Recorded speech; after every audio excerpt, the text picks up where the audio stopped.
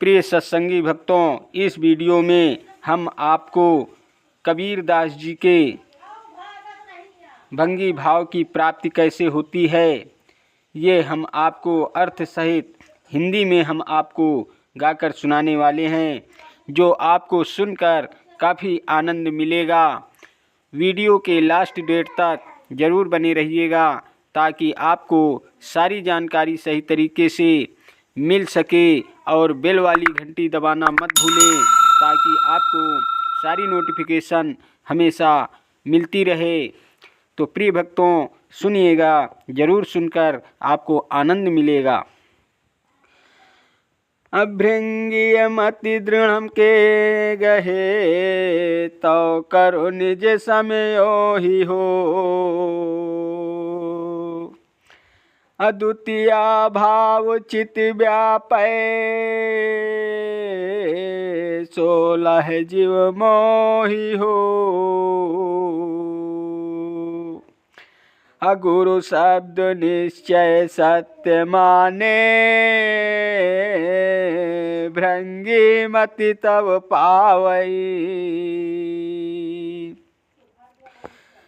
तजी सकल आशा शब्द भाषा, कागे हंस कहावई। सदगुरु कबीर साहिब भृंगी भाव की श्रेष्ठता के महत्व को समझाते हुए कहते हैं कि भृंगी की मति को जो कोई मनुष्य सुदृढ़ भाव से स्वीकार करे तो उसे मैं अपने समान ही कर लेता हूँ।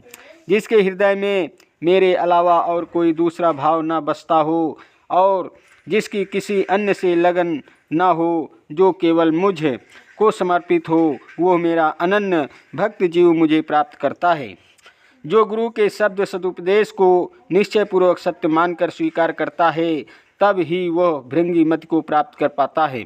फिर वो सभी सांसारिक आशाओं का त्याग करके मेरे शब्द के अनुसार अच्छी तरह से उसका आचरण करता है, तो वो नीच योनि में बसने वाले कौवे से बदलकर उत्तम योनि को प्राप्त हंस कहलाता है।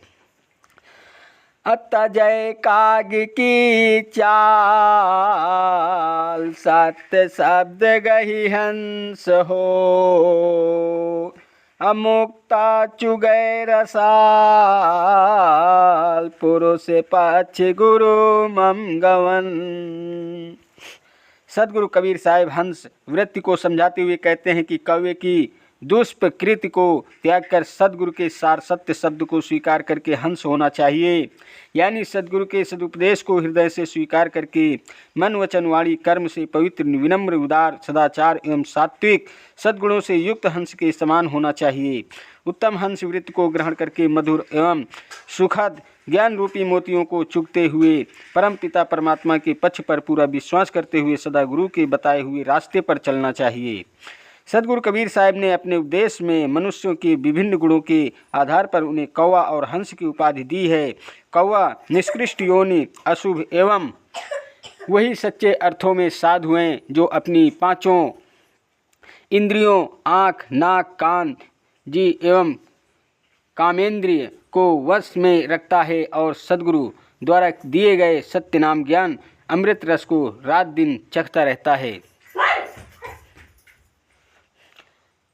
अप्रथम ही चक्षु इंद्रिय कहम साधे, गुरु गम पंथ नाम अवराधे।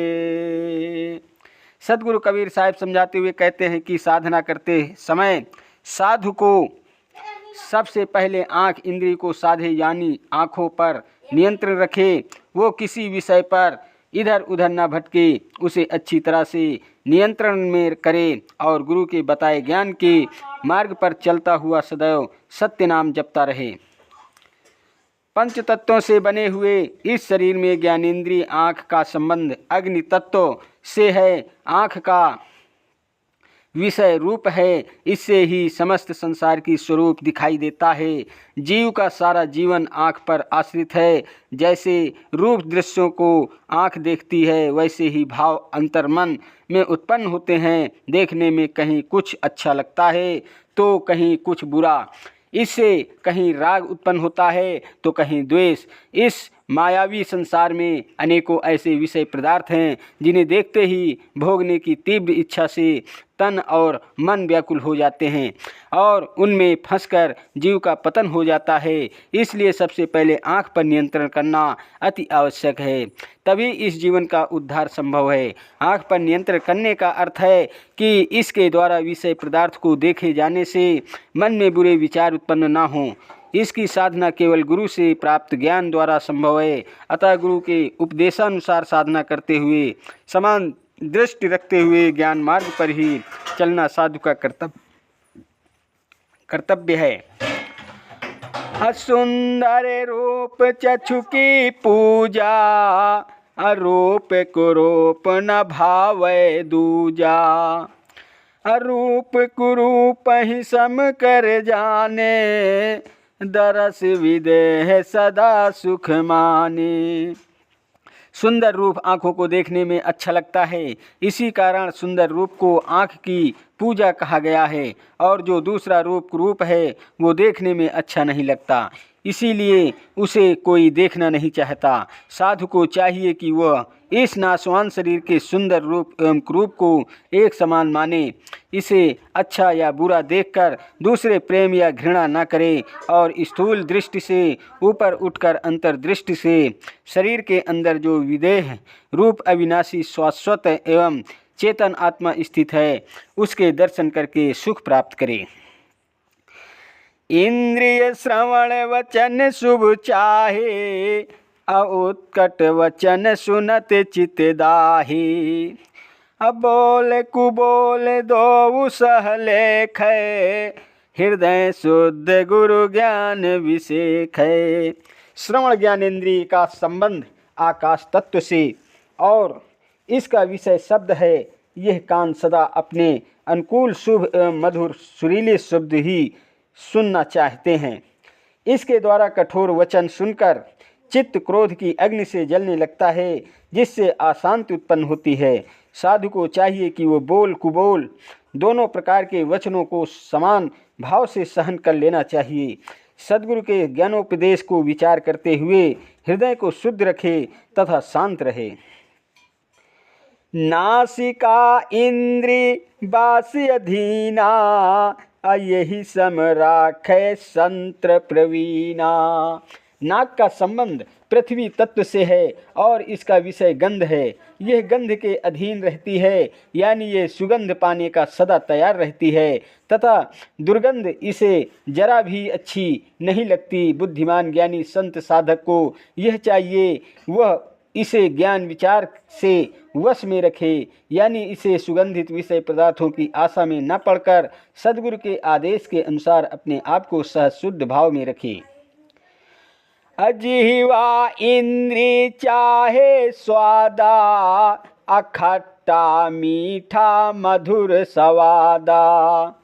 असहज भाव में जो कुछ आवे, अरूखा फीका नहीं बिलगावे।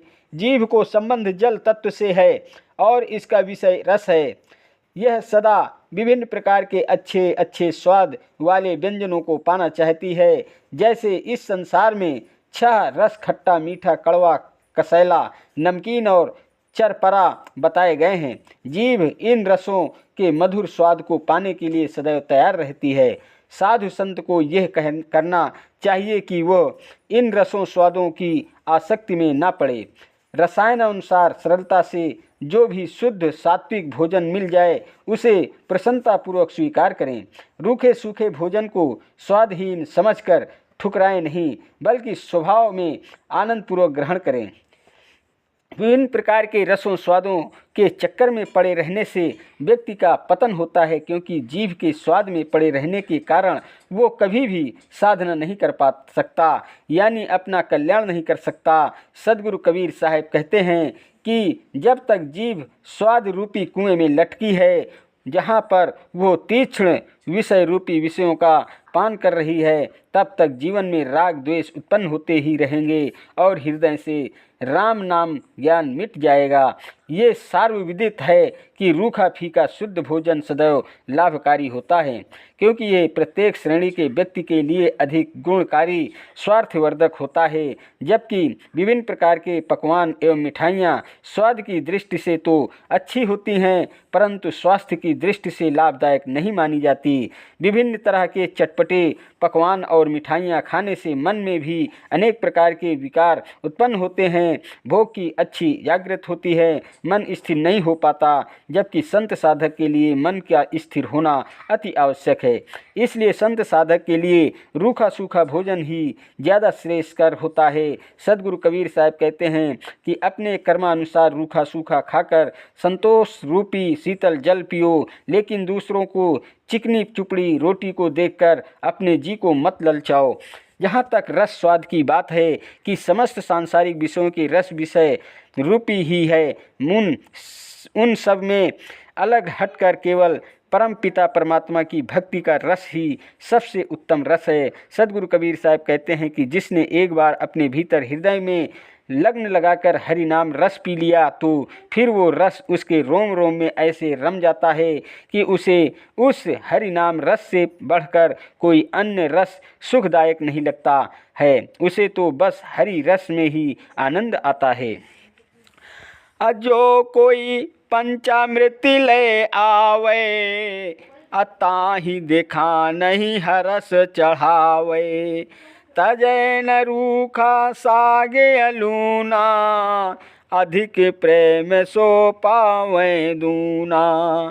जो कोई पंचामृत दूध घी दही शहद एवं मिश्री के मिश्रण से बना पदार्थ को भी खाने के लिए लेकर आए, तो उसे देखकर अपने मन में हर्ष और रुचि नहीं बढ़ानी चाहिए और रूखे सूखे साग आलू का त्याग न करके बल्कि उसे दोगुने प्रेम के साथ भरपेट खाना चाहिए।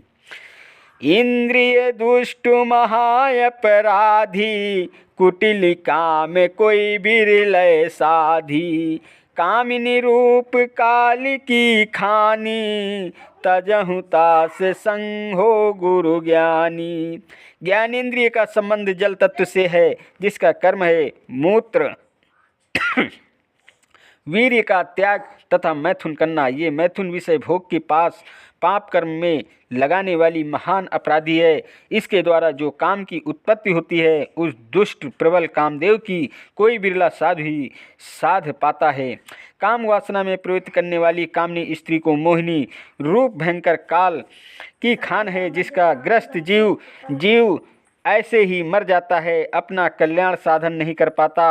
अतः वो कामनी स्त्री का साथ छोड़कर गुरु के ज्ञान उपदेश की उसी तरह पालन करके गुरु ज्ञान से संबंध हो। जीवन कल्याण का अधिकार स्त्री पुरुष दोनों को ही एक समान है। इस विषय में जहाँ कामनी स्त्री पुरुष के कल्याण में बाधक है, वहाँ कामी पुरुष की भी स्त्री के कल्याण में बाधक है। अतः ऐसी स्थिति में साधु पुरुष की तरह ही साधु स्त्री को भी कामी पुरुष का त्याग कर देना चाहिए। काम विषय बहुत ही कठिन विकार है। प्रायः सभी सांसारिक स्त्री पुरुष काम से किसी न किसी रूप में अक्सर ग्रसित रहते हैं। कामाग्नि उत्पन्न होने पर शरीर का रोम रोम चलने लगता है। कामनी उत्पन्न होने पर व्यक्ति का मन और बुद्धि में नियंत्रण समाप्त हो जाता है, जिसके कारण उस व्यक्ति का शारीरिक मानसिक और आध्यात्मिक शक्ति का पतन होता है। जब तक किसी भी व्यक्ति में काम वासना प्रबल है, उस समय तक उसे परम सुख शांति की आशा नहीं रखनी चाहिए। सदगुरु कबीर साहब कहते हैं कि कामी क्रोधी और लालची व्यक्ति के से कभी भी भक्ति नहीं होती। भक्ति तो कोई शूरवीर संत ही करता है, जो जाति वर्ण और कुल की मर्यादा से परे हो गया हो। काम जीवन कल्याण का सबसे बड़ा शत्रु है। अतः साधना करने वाले स्त्री पुरुषों को इसे वश में करना आवश्यक नहीं, अति आवश्यक भी है। प्रिय दोस्तों, वीडियो सुनकर आपको कैसा लगा? वीडियो अगर पसंद आया हो तो वीडियो लाइक शेयर और सब्सक्राइब कीजिएगा। चैनल पर नए हैं तो बेल वाली घंटी दबाना मत भूलें, ताकि आपको इसी प्रकार की नोटिफिकेशन हमेशा मिलती रहे। धन्यवाद देता हूं मेरा यूट्यूब वीडियो देखने वाले दर्शकों। नमस्कार दोस्तों, जय हिंद, जय भारत, वंदे मातरम।